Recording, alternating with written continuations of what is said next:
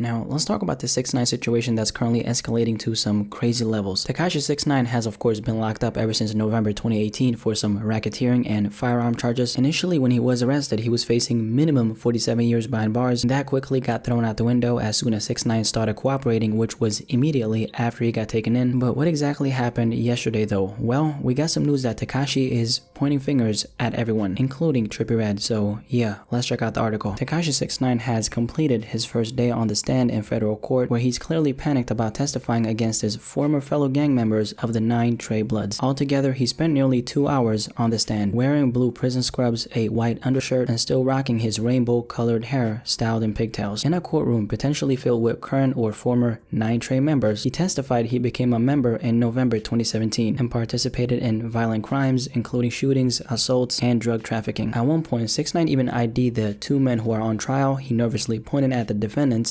Jeremiah Nuke Mack and Anthony Harv Ellison, and ID them as 9 Trey gang members. Tekashi testified extensively about his hit song Gummo and how the August 2017 music video shoot introduced him to so many of the 9 Trey members. For instance, he says he first met Billy and told him he wanted to do a music video with authentic gang members. Tekashi says on the day of the shoot, he bought 3 dozen red bandanas for them to wear on camera. He said this is when he met Shotty, and by the way, if you don't know who Shotty is, he's Tekashi's former manager, and he actually got sentenced earlier this month to 15 years in prison. But continuing, prosecutors showed stills from the music video, and Tekashi pointed out and identified various gang members who appeared on camera. He also claimed Trippie Redd was a gang member, but from our rival Bloods, sacked from 9 Trey. So this right here is by far the most interesting thing about this entire situation, and this is honestly what everyone's been reacting to the most. Trippie Redd is now being involved in this whole mess. Oh man, I guess someone ended up switching sides at the end. What you're seeing right now on the screen is a live tweeted thread of everything that was going on inside the courthouse when Tekashi took the stand, and as you can see right here, Trippie Redd's name was mentioned. One thing I want to say regarding this is, and a lot of people have mentioned this, but Trippie Redd is no stranger to being affiliated with a gang. And I say this because if you listen to his music, then you know that he has said things like this: I swear I'm blooded up B's, never thrown up C's. Obviously never throwing up C's meaning he's no Crip, and him being blooded up meaning he's a Blood. I'm mentioning this because a lot of people are coming out saying that Trippie Redd being mentioned and pointed out as a gang member doesn't mean anything because he's proudly put that stamp on himself in his music. The thing is though, Tekashi is taking the stand, which means every single claim he makes will not be taken lightly. You gotta realize that 6ix9ine has no incentive to lie here. Yes, his life is in danger because he's snitching and throwing everyone under the bus, but some of the charges he's up against could possibly give him life in prison. Knowing that information, what do you think he's gonna do? At this point, this whole thing turned out to be a gamble for 6ix9ine. When I say that he can't win either way, I really mean it. 6ix9ine is in a position right now where he's absolutely fucked, but he had it coming for him. This whole thing just comes down to the price of keeping it real, and Tekashi was a quote-unquote victim of just that. He just had to stay consistent with his nonchalant, reckless, gangsta, I don't give an F attitude despite being at the top of the game, because let's not forget this, that's exactly where he was when he was out. He didn't have to go that route, but he did. Even if he miraculously gets released in a year or two, unfortunately for him, he's a wanted man out in the streets, and unless he moves to the middle of nowhere in, I don't know, Iceland or something, there's always gonna be a price on his head as long as he's alive. So yeah, that's all I have to say about this entire situation. Tekashi 6ix9ine is pointing fingers left and right, and even Trippie Redd is catching some of the heat. I guess that's the price of keeping it real. Let's have a discussion about this.